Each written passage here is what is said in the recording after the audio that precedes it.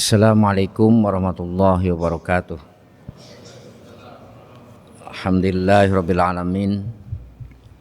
Wassalatu wassalamu ala asyrafil anbiya'i wal mursalin Sayyidina Maulana Muhammadin wa ala alihi wa sahbihi wa man tabi'ahu bi ihsanin ila yaumiddin. Amma ba'du. Para jemaah yang dimuliakan Allah Subhanahu wa taala, tidak terasa sekarang kita ngaji bertepatan dengan tanggal 17 Agustus 2025 yang menurut hitungan kita sudah 80 tahun menikmati kemerdekaan Republik Indonesia ini.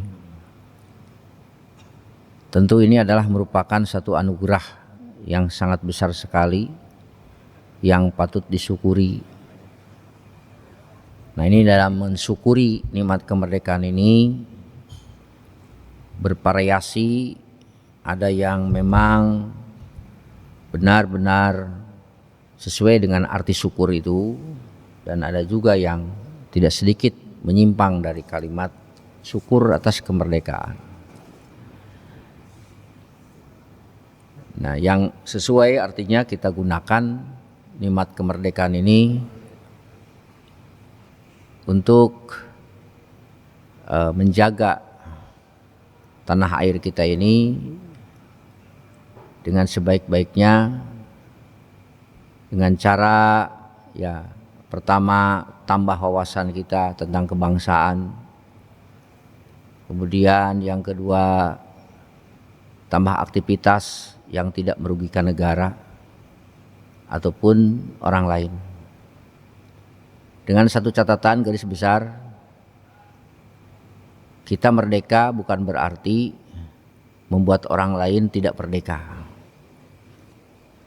Kita merdeka membuat orang lain juga merdeka. Dalam artian orang lain tidak terjajah dengan perilaku kita.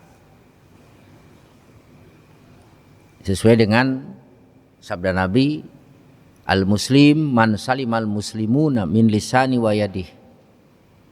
Orang muslim itu adalah orang yang membuat orang muslim lain selamat dari gangguan tangan dan lisannya. Ketika orang lain selamat dari gangguan kita, berarti kita sudah memerdekakan orang lain. Itu yang penting kita ambil pesan dari kemerdekaan tersebut. Para hadirin rahimakumullah. Nah, kemudian juga yang perlu diwaspadai adalah judi terselubung. Bagaimana judi terselubung itu? Ya, ginilah. Ketika 5 atau 10 orang mengumpulkan uang, 1, 2, 3, 4, 5, 10, kemudian yang 10 orang itu berlomba ataupun berkontestasi. Setelah itu dia mendapatkan hadiah dari uang yang dikumpulkan tadi. Ya, itu yang disebut dengan judi. Nah, oleh karena itu hati-hati, kita masuk dalam bagian kategori judi terselubung. Yang benar gimana? Si A 1 dan 2 berkompetisi, orang ketiga ngasih hadiah. Itu yang benar. Kalau mau kontestasi ataupun kompetisi yang tidak menimbulkan perjudian. Ya. Ini sekalian yang perlu kita cermati di dalam mengungkapkan euforia kesenangan, tetapi ada hal yang justru melanggar syariat agama. Itu saja barangkali yang perlu diingatkan. Selanjutnya kita menginjak ke kajian kitab Riyadhus Shalihin, yang mana pada hari ini akan dibahas beberapa bab, mungkin 3 ataupun 4 bab. Yang pertama adalah babun nahyi an idaatil mal, bab larangan menyia-nyiakan harta, bukan pada tempat yang diizinkan oleh syariat agama. Dari Abu Hurairah radhiyallahu anhu qala, Abu Hurairah telah berkata, qala bersabda Rasulullah SAW, innallaha la yarda lakum thalasan. Sesungguhnya Allah tidak ridho kepada kalian dalam 3 hal. Wa yakrahu lakum salasa, maaf, yardo. Sesungguhnya Allah ridho kepada kalian dalam 3 hal. Wa yakrahu lakum salasan, dan Allah benci kepada kalian dalam 3 hal. Fayardo lakum anta'buduh. Mana 3 hal yang diridhoi oleh Allah Subhanahu wa taala? Yang pertama, anta'buduh wala tusriku bihi syai'a wa anta'tasimu bihablillahi jami'aw wala tafarraqu. Yang pertama, engkau menyembah Allah. Yang kedua, wala tusriku bihi syai'a. Engkau tidak menyekutukan Allah dengan apapun juga. Yang ketiga, wa anta'simu bihablillahi jami'aw wala tafarraqu. Kau berpegang kepada tali agama Allah dan tidak bercerai-berai. Kemudian yang kedua, wa yakrahu lakum qila wa qala. Allah benci kepada kalian qila wa qala. Ya, qila wa qala itu mengatakan sesuatu yang diucapkan tanpa ada sharing terlebih dahulu. Yang kedua, wa kasrata su'al, banyak bertanya yang tidak perlu ditanyakan. Wa idaatil mal, dan menyia-nyiakan harta. Rawahu Muslim, hadis riwayat Muslim. Nah, para hadirin rahimakumullah, di sini ada 3 poin yang perlu kita kaji. Yang pertama, 2 ya. Allah ridho. Kalau ridhonya Allah itu mengganjar atau yusibu, memberi pahala. Nah, apa yang diridhoi oleh Allah? 3 di sini. Kalau hitungan, ingat, bukan berarti terbatas hanya 3 hal saja. Masih banyak yang lain. Makanya jangan terjebak dalam satu hadis yang menyebutkan hitungan kemudian hanya itu saja. Seolah-olah yang lain tidak ada. Kenapa? Karena ada kaidah usul fikih yang mengatakan la mafhum lil adad, tidak ada mafhum mukhalafah untuk bilangan. Jadi bukan berarti hanya ini saja, yang lain pun ada. Yang pertama, kau sembah Allah. Alhamdulillah kita beribadah kepada Allah. Salat kita, puasa kita, ya kita jalankan. Yang kedua, jangan sekali-kali menyekutukan Allah dengan siapapun juga. Kenapa? Karena perlu kita sadari Allah begitu banyak nikmatnya yang diberikan kepada kita, jasanya kepada kita. Ya, masa iya mau kita kufuri? Ya, dia marah sebagaimana firman-Nya, ya. Innallaha la yaghfiru ayyushraka bihi wa yaghfiru ma duna dzalik. Wa may yaf'al dzalika wa may yusyrik billah faqad iftara isman 'azima. Ya. Allah tidak akan mengampuni kemusyrikan atau orang yang melakukan isyrak, menyekutukan Allah, tetapi masih bisa ya mengampuni dosa-dosa selainnya. Wa may yusyrik billah faqad iftara isman mubina, atau dalam artian isman azima. Barang siapa yang menyekutukan Allah, dia telah melakukan dosa yang sangat besar. Sebagai analogi, Pak, contoh. Ya. Musyrik itu, kita punya istri. Ya. Segala keinginan istri kita penuhi. Mulai perhiasan, kendaraan, baju yang bagus. Bukan baju yang di mall, tetapi di butik yang harganya 2-3 jutaan. Pengen uang belanja per hari 1-2-3 juta, kita penuhi. Tiba-tiba ya, dia berkata, "Bang, itu rumah tetangga kita, istrinya sedang dirawat di rumah sakit." "Oh ya, Saya mohon bang, saya minta, saya mau nemanin suaminya semalam aja. Kira-kira gimana perasaan kita Pak? Marah nggak? Sakit hati nggak?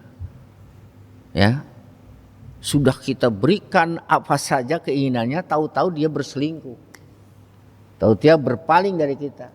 Nah, kurang lebih Allah juga begitu. Makanya ya ayuhan nasu budu rabbakumul ladzi khalaqakum wal ladzina min qablikum la'allakum tattaqun alladzi ja'ala lakumul arda firasya was samaa'a binaa'a wa anzala minas samaa'i ma'an fa akhraja bihi minas samarati rizqan lakum fala taj'alu lillahi andada wa antum ta'lamun. Kata Allah gitu.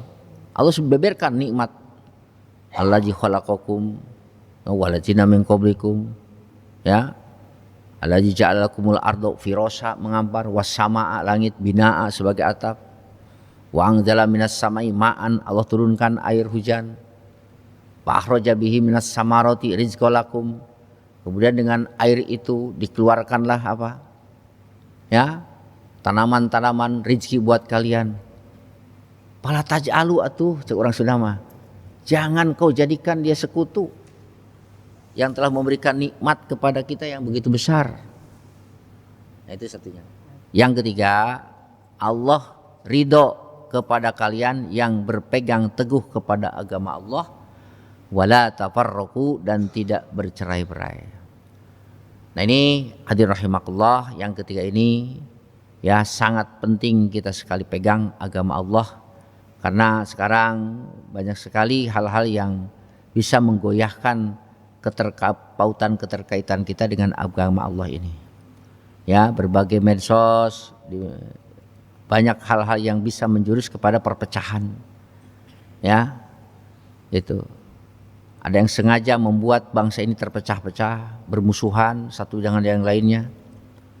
Baik dalam masalah yang berhubungan dengan keagamaan ataupun kenegaraan. Saya kadang-kadang bertanya, kapan kita akan merasakan kedamaian seolah-olah seperti dulu di zaman Pak Harto. Tidak ada caci maki, tidak ada bulian, ya. Itu rasanya adem gitu. Karena medsos inilah maka orang bebas berekspresi, bebas mengungkapkan pendapat tanpa terkendali. Sehingga hampir saja tafarruq, berpisah, bercerai-berai. Ya. Isu ijazah palsu belum kelar. Isu nasab Habib juga belum kelar, terus-terusan, ya, mau sampai kapan gitu terus begini, ya mudah-mudahan lah, ya yang dikatakan orang-orang pintar itu yang disebutkan elit politik berhentilah mengadu rakyat gitu ya, umat, agar mereka bisa tenang gitu. Makanya saya paling tidak suka dakwah ini menjurus kepada perpecahan ataupun perseteruan satu dengan yang lainnya. Para hadirin rahimakumullah, kemudian yang ketiga, yang kedua maaf, wa yakrahu lakum qila wa qala. Allah benci kepada kalian tiga hal. Satu, qila wa qala. Qila itu dikatakan wa qala dan dia berkata, artinya dia menerima share, dia share lagi kalau istilah sekarang itu.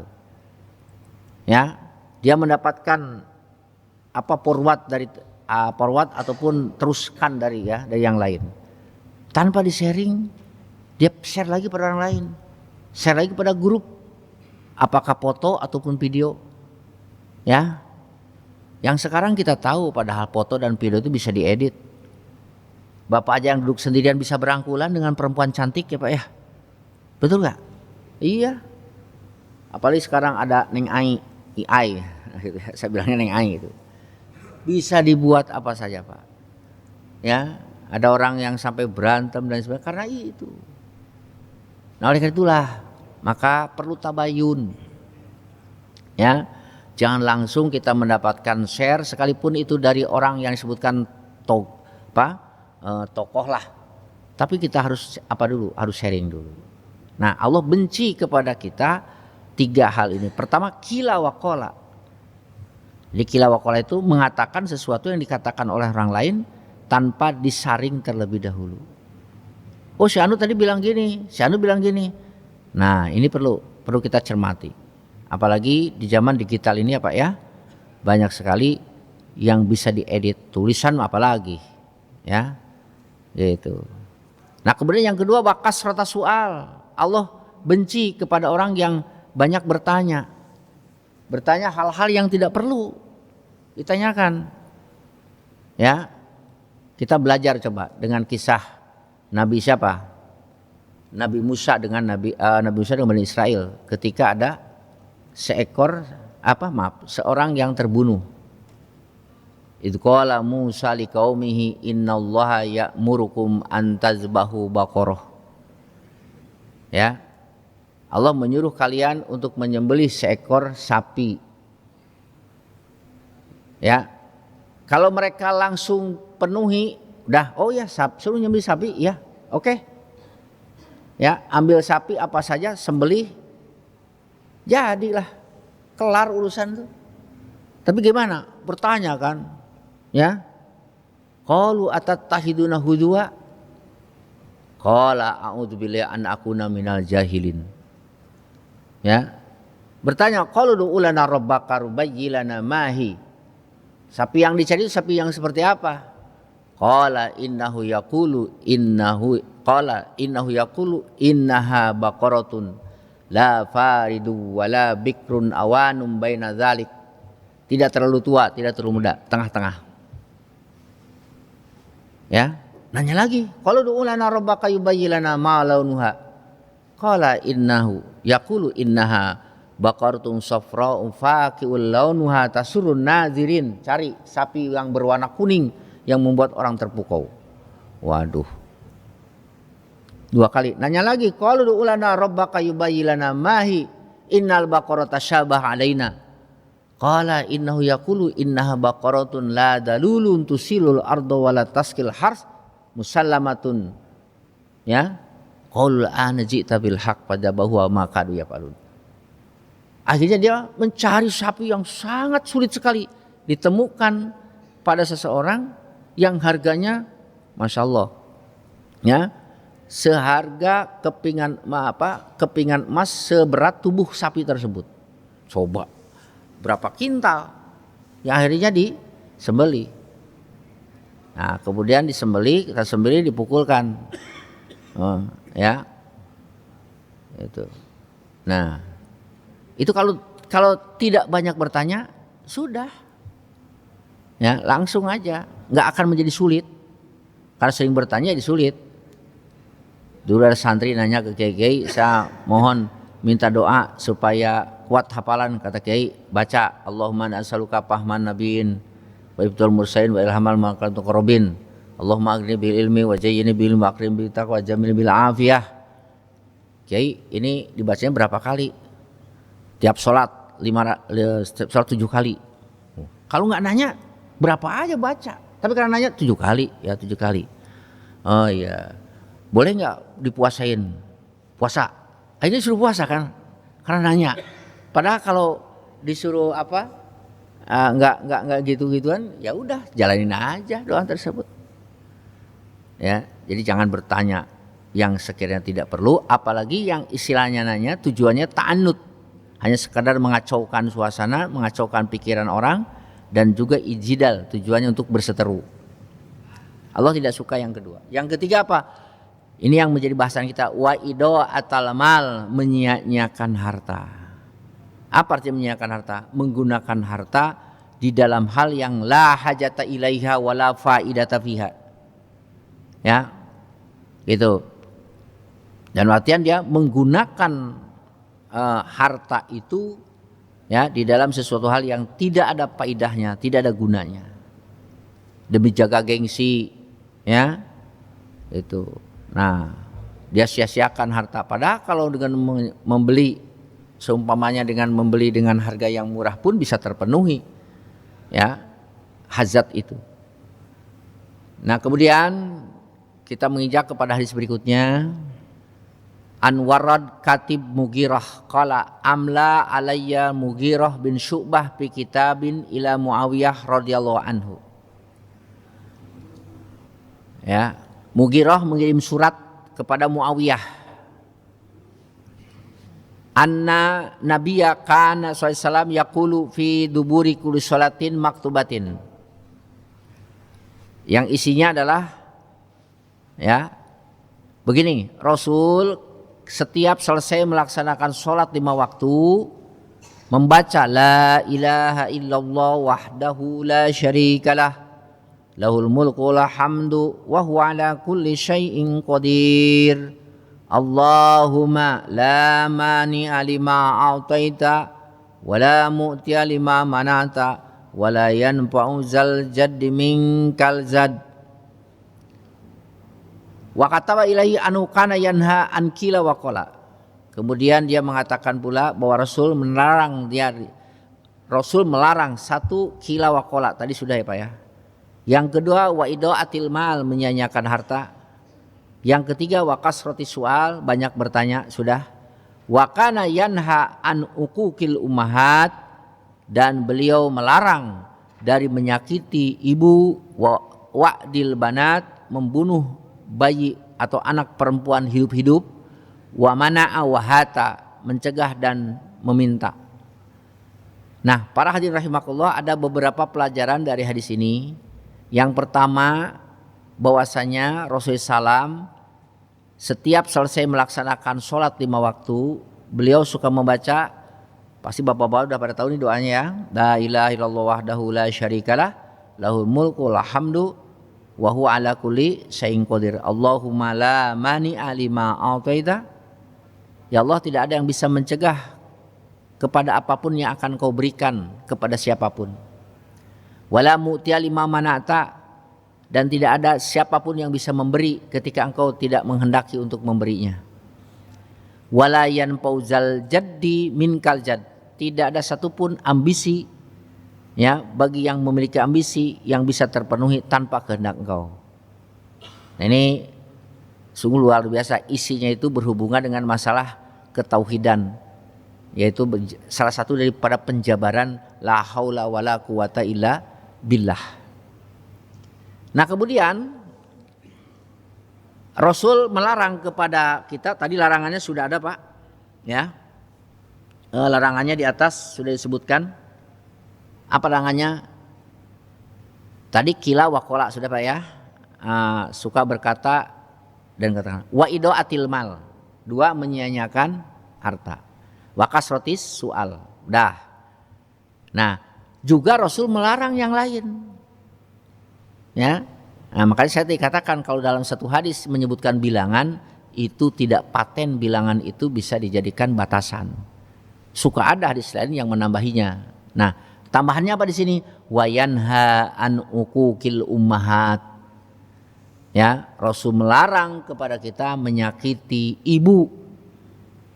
Ya, Masya Allah, ini menyakiti ibu. Yang pertama ini dilarang oleh Rasul. Ya, kenapa? Karena kita tahu, Masya Allah, jasa ibu itu disebutkan di Quran saja Pak ya. Itu hamalathu ummuhu wahnan ala wahnin wa fisaluhu fi amaini. Dia mengandung ya kelemahan di atas kelemahan. Betapa beratnya beban yang harus dipikul oleh seorang istri yang mengandung. Ya, sehingga diabadikan oleh Quran wa hamalathu ummuhu wahnan ala wahnin. Makanya ketika seorang ibu ditanya sakit mana dibentak anak dan melahirkan, ibu akan berurai air mata, lebih sakit dibentak anak, dimarahi anak daripada menahan derita ketika melahirkan. Ya, Bapak Ibu sekalian, mungkin bapak-bapak melihat dan juga ada yang merasakan bagaimana kalau kita durhaka kepada seorang ibu. Ya, itu cerita maling kundang kita dengar, walaupun itu fiktif, tapi tidak walaupun itu fiktif, ya, sebagai bukti bahwasanya sabda Nabi ada dosa Pak yang disegerakan oleh Allah balasannya di dunia. Ini penting ya untuk kita ketahui bagi ibu yang masih ada, hati-hati, jangan sekali-kali menyakiti orang tua, terutama ibu. Ya, ada dosa yang biasanya dosa itu tidak segera dapat balasan, tapi ada 3 dosa yang ini disegerakan balasannya oleh Allah di dunia. 1, uququl walidain, menyakiti orang tua, durhaka kepada orang tua, terutama kepada ibu. Lihat sekarang bagaimana di medsos, ya sering kita mendengar video, ya bahkan seorang anak itu ditangkap kemarin terakhir, ya kejadian di Bekasi kalau tidak salah. Itu seorang anak nendang ibunya dikarenakan minta uang 35.000 tidak dikasih.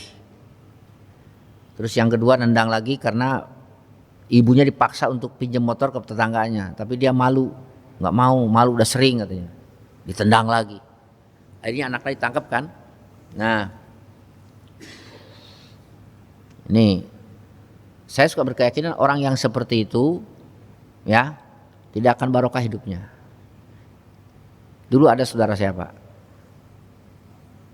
dia membangkang kepada ibunya, ya ibunya tidak setuju dia menikah dengan si A, tapi dia maksa nikah dengan si A karena ibunya sudah menjodohkannya dengan si B. Kamu jangan nikah sana, aku nggak setuju, karena nggak jelas nasabnya, silsilahnya siapa, statusnya apa, dan tidak tahulah. Lebih baik dengan si B. Kalau dengan si B ini aku tahu orang tuanya, tahu pendidikannya, orangnya bagus, masih ada pertalian saudara, tapi kekeh nikah dengan si A. Sampai keluar kata dari si A, si ibu ini, kalau kau tetap nikah sama dia, ke atas tidak bertunas, ke bawah tidak berakar. Maksa nikah. Bayangin aja, ke atas tidak bertunas, ke bawah tidak berakar. Kalau pohon gitu ya. Saking ibunya tidak setuju dan tetap membangkangnya seorang anak. Terus gimana? Ya maksa. 2-3 tahun meninggal karena musibat. Banyak kisah-kisah orang yang durhaka kepada ibu, kemudian Allah buktikan, ya itu balasannya di dunia. Yang kedua apa? Qat'ur rahim, hati-hati. Bermusuhan dengan adik kakak kita atau saudara-saudara kita, itu juga balasannya disegerakan di dunia. Dan yang ketiga az-zulmu, zolim, jahat, ya hidup merugikan orang lain, baik itu mengambil harta, ya raga, merusak wibawa dan sebagainya, itu suka disegerakan oleh Allah. Kemudian yang berikutnya Pak ya, wa wa'dil banat. Ya, dulu orang Arab itu mengubur anak perempuan hidup-hidup. Kenapa kok dikubur hidup-hidup Pak? Itulah jahiliyah itu. Karena malu kalau ada anak perempuan yang lahir itu. Ya. Hidup-hidup itu. Makanya datang agama Islam, Nabi menyelamatkan manusia, bukan hanya laki-laki tapi perempuan. Ya. Sehingga banyak firman Allah, ya itu baik laki-laki dan perempuan sama saja, sekiranya beriman dan bertakwa dia mendapatkan surga. Nah kemudian yang berikutnya adalah wamana'a wahati.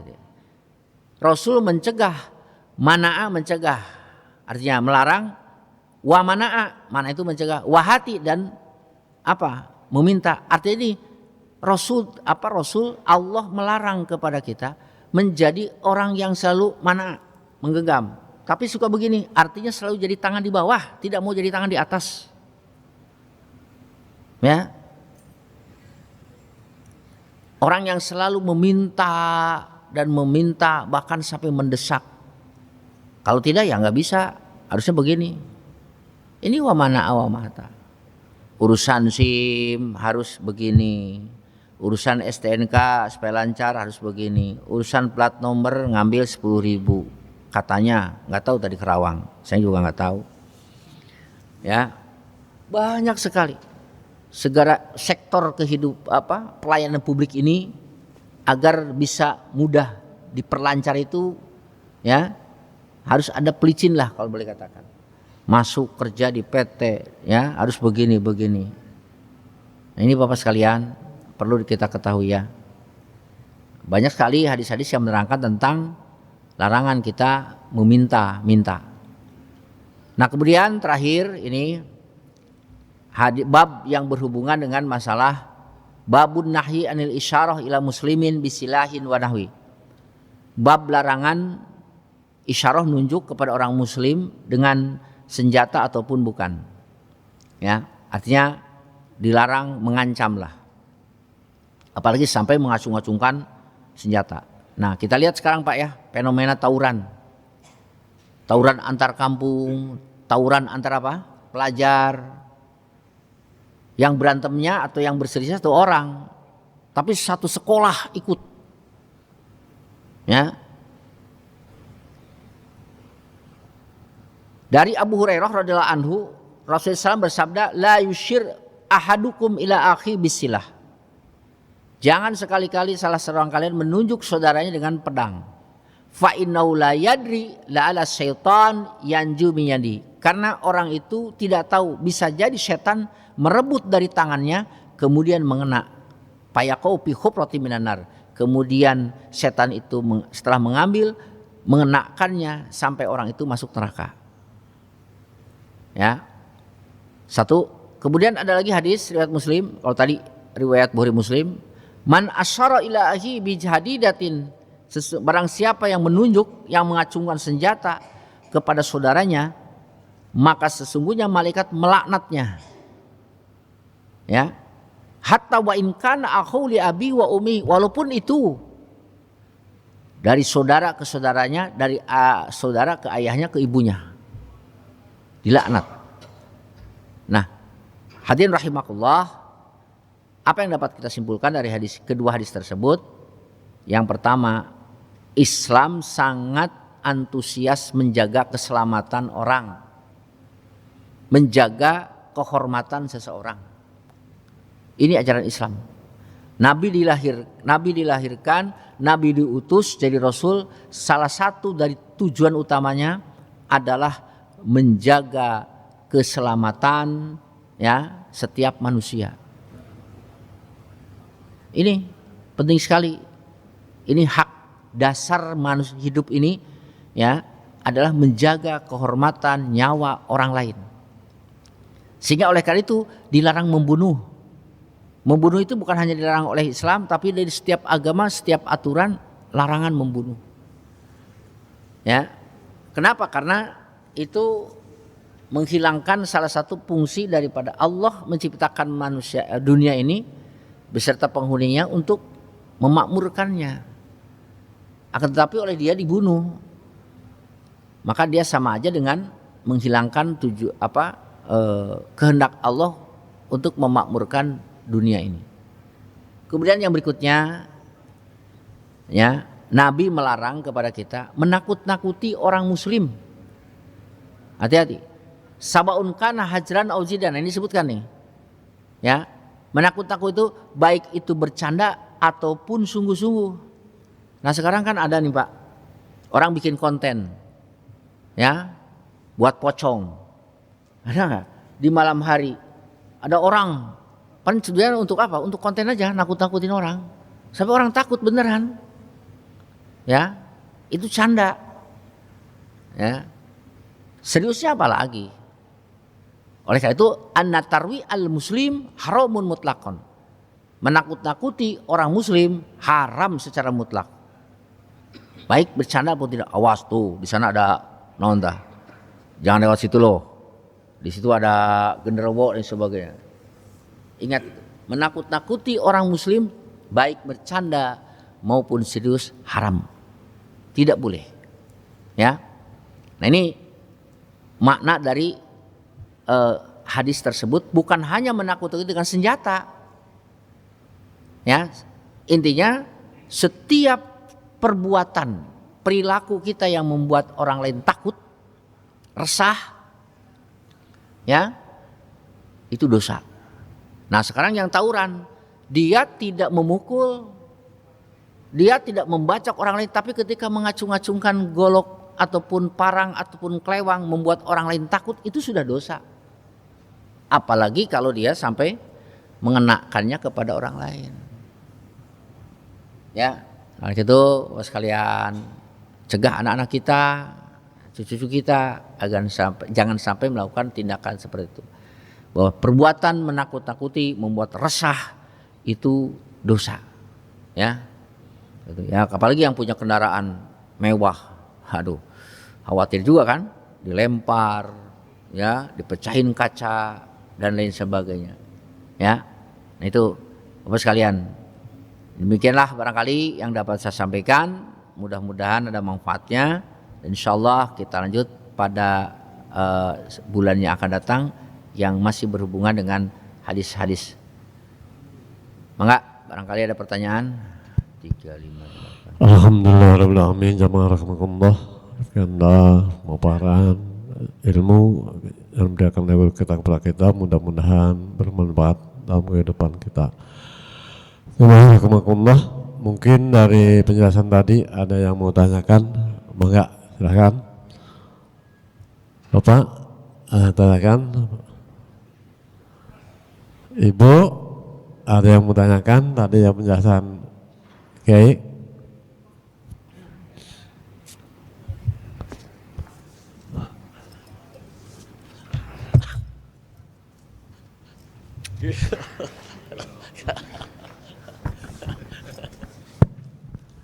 Bismillahirrahmanirrahim. Assalamualaikum warahmatullahi wabarakatuh. Waalaikumsalam. Izin bertanya Pak Kiai. Tadi dikatakan Allah Subhanahu wa taala tidak suka dengan orang yang selalu banyak bertanya. Ya. Lalu bagaimana dengan ketika kita sedang ngobrol sama teman kita katakanlah menyampaikan yang baik-baik. Ya. Kalau di hadis itu seperti ini, seperti ini. Lalu orang itu sekarang kan lagi musimnya. Bertanya, ada enggak dalilnya? Ada enggak firmannya? Nah itu kan juga banyak bertanya. Itu bagaimana Pak Kiai? Terima kasih. Assalamualaikum warahmatullahi wabarakatuh.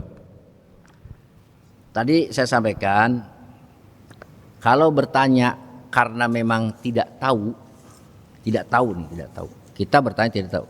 Diperintahkan oleh Allah, fas'alu ahla dzikri. Tanyakanlah kepada orang yang ahli zikir. Ahli zikir itu ahlul Quran. Ya. Ahli yang menguasai Quran. Nah, kemudian oleh para ulama bukan hanya ahli Quran, ahli hadis. Bukan yang ahli hadis, intinya orang yang ahli di bidang agama. In kuntum la ta'lamun, jika kalian tidak tahu. Ya. Nah, kemudian kalau urusan dunia urusan agama tanyakan kepada ahli agama, urusan dunia ya tanyakan kepada ahli dunia. Itu harus malah kita menanyakan. Nah, kemudian ketika kita bertanya dan mendapatkan penjelasan yang detail tentang apa? Tentang yang disampaikan tadi, ya, perlu dan tidak perlu dalil, silakan tanyakan. Namun jangan sampai kita menanyakan dalil, justru kita sendiri ketika diberikan dalil tidak tahu arti dalil tersebut. Hanya sekedar untuk apa? Ya istilahnya berseteru ataupun dalam hal yang tidak perlu gitu ya. Nah, para hadirin rahimakumullah, jadi kita percaya kepada orang, ketika orang kita sudah percaya, sudahlah tidak perlu tanyakan. Ya. Itu. Perlu ya silakan. Ketika dijelaskan siap nggak menerima? Tapi ketika dijelaskan adalah saya juga punya dalil lah. Saya cuma ngetes aja dia tahu nggak dalilnya gitu. Itu yang tidak boleh, ya. Itu. Makanya Bapak sekalian, disinilah kita perlu bukti dan tidak berbukti kalau memang sekiranya itu akan bermanfaat bagi kita. Cukup barangkali. Mungkin ada lagi? Enggak?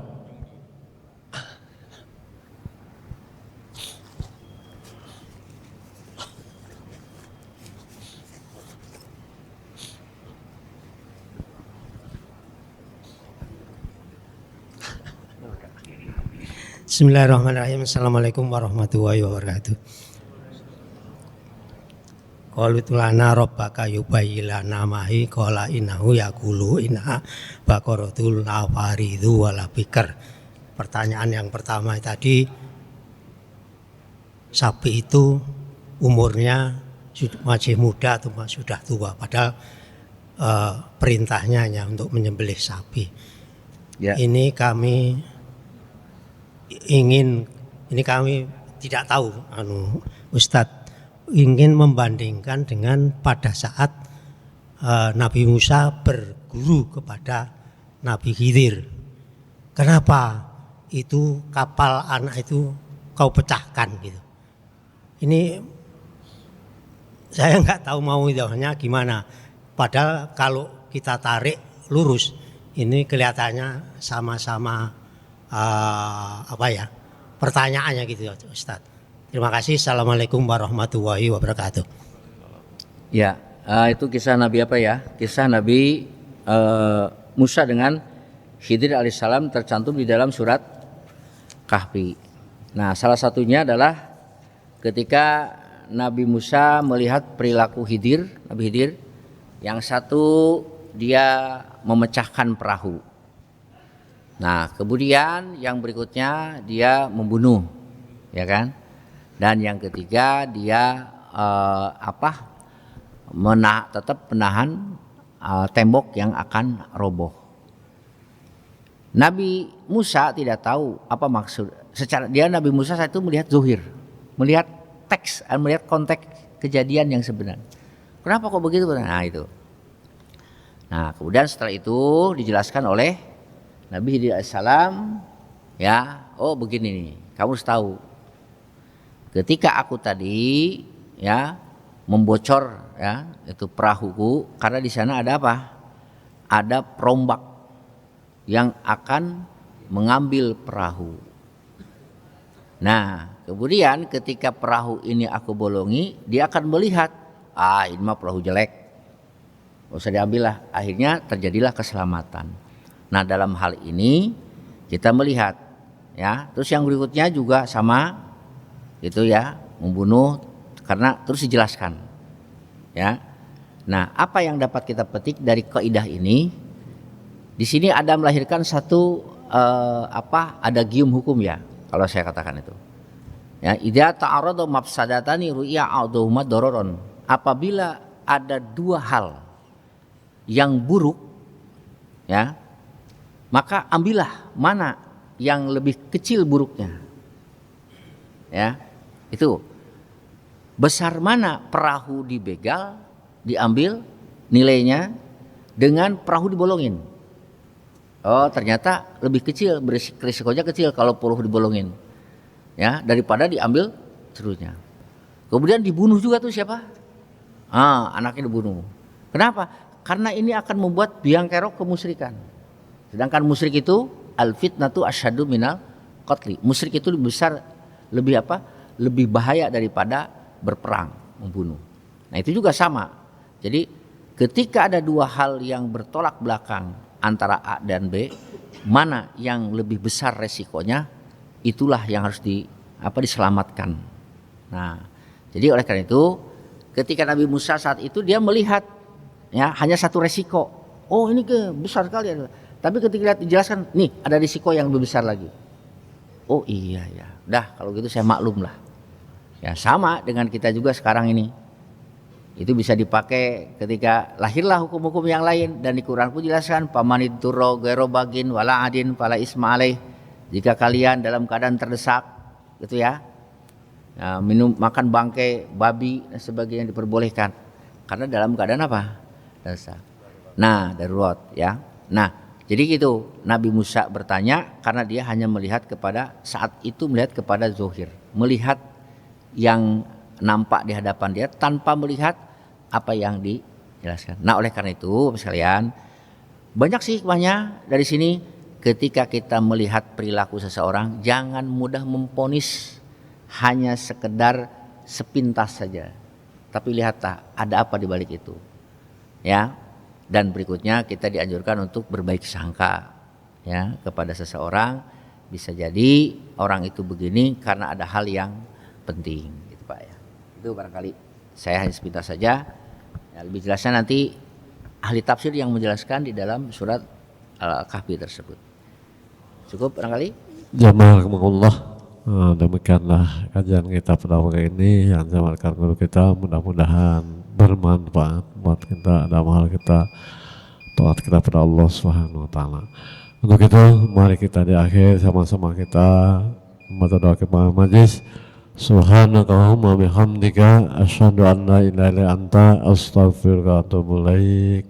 Alhamdulillah rabbil alamin. Hatur nuhun kiai. Assalamualaikum warahmatullahi wabarakatuh. Waalaikumsalam.